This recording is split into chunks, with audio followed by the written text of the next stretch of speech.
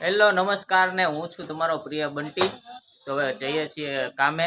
કેટલાય દિવસથી વ્લોગ ઉતારેલો નથી કામનો, કારણ કે કામ કરું તો બધાને ખબર પડી જાય છે કે 700 નું કામ કરે છે ને 500 નું, એટલે ઉઘરાણી થવા માંડેલા ઉસીના લાવ ને ઉસીના લાવ, એટલે આપણે એ વ્લોગ બંધ કર્યા છે કેટલું કામ થયું કેટલું નહીં, એટલે એવા વ્લોગ બનાવવાના જ નહીં। હવે 500-800 નું કામ થતું હોય ને એમાં ખબર ન પડે વાપરે છે હું વધે છે હું, એવી કઈ ખબર ન પડે, એમ કે લાવને પૈસા ઉસીના કમાય તો છે પણ એ ન ખબર પડે કે ભાઈ હું વધે છે, બરોબર છે। અને બીજું ઈ કે હવે ભાભીએ કપડાં ધોઈ નાખ્યા છે તો હુકવવાના મારે છે અત્યારે, કારણ કે એને કામ વધારે છે તો હું હૂકું છું। તો તમને બતાવું કઈ રીતે હું કપડાં હૂકું છું।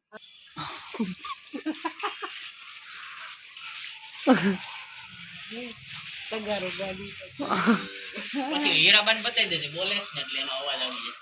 હા લેવા આવી કઈ જાવ હવે કાઈ કામ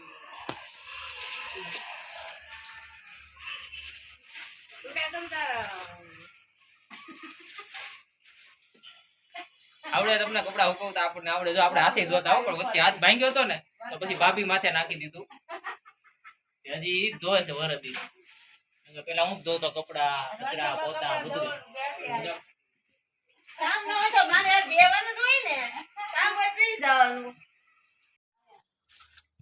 જો આ અમારા હીરાબા બેઠા છે, બધા કામ થઈ ગયા છે અને એના વહુએ કામ કરી નાખે, એટલે જો બાને પછી બેહવાનું, સાસુ મને હું આરામ કરવાનો હોય જો એવું છે। અને મારે તો મારા મમ્મી ને હજી વહુ આવી નથી ને આવશે નહીં લગભગ, અને આવી જાય તો સારું છે, મારી મમ્મી ને શાંતિ છે। પણ હવે એમાં એવું છે કે મળી જાય મારા મમ્મી ને શાંતિ, હીરાબાની જેમ બેઠી જાય। સારું હાલો મળીએ છીએ આગળ। એક ભાઈબંધે ભાવ ભર્યું આમંત્રણ આપેલું હતું, જાણે કે હું વાળ કપાવવા જ જાઉં છું, મારે એની હારે કોઈ જાતનો રિલેશનશીપ છે નહીં, ખાલી વાળ કપાવવા જાઉં છું ને એનો નંબર મારી પાસે છે કે ભાઈ ગમે ત્યારે હું વાળ કપાવવા જાઉં તો એને ફોન કરીને જાઉં। પણ એ વ્યક્તિએ મને ફોન કરીને કીધું કે તમારે આવવાનું જ છે ગમે એ થાય, અને એના ભાણિયાના લગ્ન છે, છતાં એને મને 2 વાર ફોન કર્યો, આજે ફોન કર્યો અને 2 દી પહેલાંય ફોન કર્યો હતો, તમારે જમવા આવવાનું ને આવવાનું જ છે।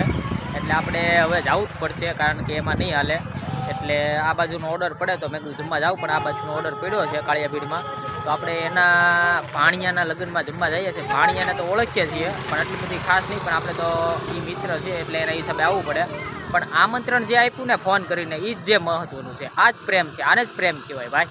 તો જેણે આમંત્રણ આપ્યું હતું એ ભાઈ આવી ગયા છે, બહાર કામમાં ગયા હતા, તો હવે એ મારા મિત્ર છે, એના ભાણિયાનો છે, તો આ એના મામા છે, તો એને મળવું, એના મામા છે, બાપા હા એના પપ્પા છે, આ ઢોલી છે, ઢોલવાળા છે, આ એના પપ્પા છે, વરરાજાના પપ્પા છે, અને આ એના મામા છે। મામા તરફથી આપણને આમંત્રણ હતું, 2-3 વાર ફોન કર્યા ભાઈ આવવાનું જ છે, એટલે આપણે આવ્યા છીએ, નહીં કંકોત્રી કે નહીં કોઈ જાતનું, પણ આપણને એટલો ભાવ ભર્યું આમંત્રણ છે એટલે આવવું જ પડે। પણ જો કે મારે કોઈ જાતનો રિલેશનશીપ કે કોઈ જાતનો કઈ વ્યવહાર છે નહીં, છતાં એને મને 3 થી 4 ફોન કર્યા કે આવવાનું છે, પણ ક્યારે કેટલો પ્રેમ હોય ત્યારે, બીજું બધું ઠીક છે। એટલે જ મેં યુટ્યુબ ચેનલ બનાવી, અને તમે બધા મારા સપોર્ટર છો યુટ્યુબર, કે એટલે જ મેં યુટ્યુબમાં ફેમિલી બનાવી કે ભાઈ તમે યુટ્યુબ મારા ફેમિલી છો, એટલે જ મેં તમારું યુટ્યુબ ચેનલ ચાલુ કરી છે મેં, અને તમારા સપોર્ટથી જ હું અત્યારે આગળ છું। અને મારા 1000 સબસ્ક્રાઈબરમાં 800-850 જેવું થઈ ગયું છે, 1000માં થોડાક ઘટે છે। મને તો ઓળખતા જ છો, મારો ભાઈબંધ, અમારા મિત્ર છે, ધાર્મિકનો ભાઈબંધ કંચનભાઈ, મારી હેર સલૂન છે, હેર સલૂન છે આ ભાઈનું, અને આ ભાઈની દાઢી વાળ હું કરું, દાઢી વાળા ભાઈ મને પોતે જ કરે છે, તો આ ભાઈને સપોર્ટ કરો। શિવાજી સર્કલ ભાવનગરમાં, શિવાજી સર્કલ શાક માર્કેટ રોડમાં જ છે, ભગવતી હેર આર્ટ, તેને સપોર્ટ કરો। અને એની દુકાને પણ જાવ, બહુ સરસ વાળ કાપે, જે મેં ફોટા મૂકેલા છે એ એના જ વાળ કટિંગ છે, અને મને તો આવ ઝીણા જ ગમે ભાઈ, જરીક ઓલા વાળા હું જરીક વાળ કાપીને એમ કે હાલો થઈ ગયું સેટિંગ, એ આપણને ન મજા, આપણને 1 નંબર વાળ કાપી દે છે, અને આપણે ગમે એવા। Thank you.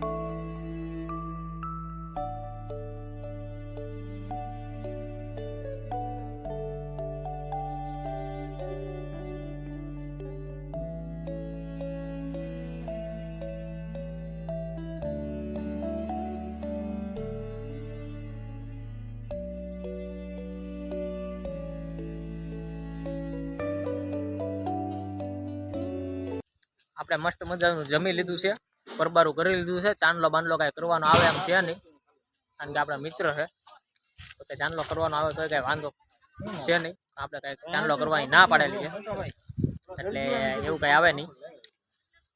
સારું, હાલો આપણે જમી લીધું છે અને સારો પ્રેમ ભાવ મળ્યો છે, તો આપણે નીકળીએ છીએ અને ઘનશ્યામભાઈને મળી લઈએ. હાલો ઘનશ્યામભાઈ, આપણે નીકળીએ, મળીએ પછી 2-5 દી પછી, બરોબર છે?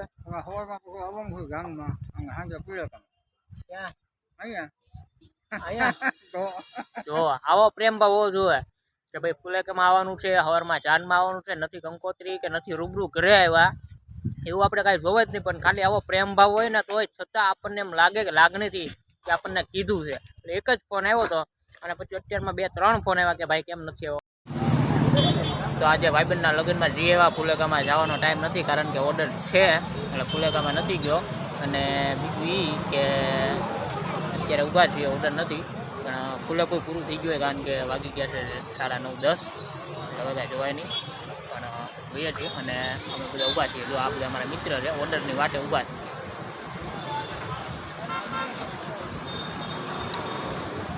બધા ઓર્ડરની વાટે ઊભા છે. મારા સબસ્ક્રાઈબર થઈ ગયા છે 850 અને થેન્ક યુ. હવે 150 ઘટે છે, તો આવો નવો સપોર્ટ કરો.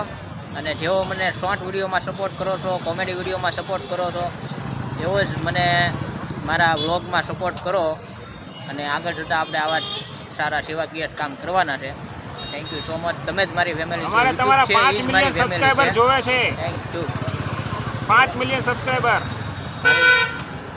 મારી ચેનલને લાઈક કરો, શેર કરો અને સબસ્ક્રાઈબ કરવાનું તો ભૂલતા જ નહીં. Thank you.